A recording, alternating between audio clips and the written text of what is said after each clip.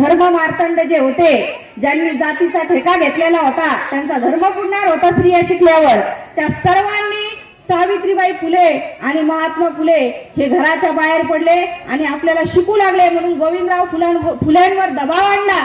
त्यांना सांगितलं की गोविंदराव फुले हे अगोदर हे शिक्षण बंद करा, नाहीतर तुम्हाला आम्ही जातीतून बहिष्कृत करून टाकू, तुम्हाला कसल्याही गोष्टीत आम्ही सामील करून घेणार नाही. गोविंदराव फुलेंनी नाइलाजास्तव आपल्या लाडक्या मुलाला आणि सुनेला घराबाहेर काढलं. अनेक लेखक अशी रचना करतात की गोविंदराव फुलेंनी सावित्रीबाई फुले आणि महात्मा फुलेंना घरातून हाकलून दिले. मला अजिबात मान्य नाही.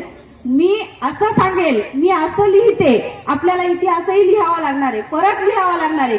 मी असं लिहिते की गोविंदराव फुलेंवर धर्ममार्तंडांनी दबाव आणला आणि नाइलाजास्तव गोविंदराव फुलेंना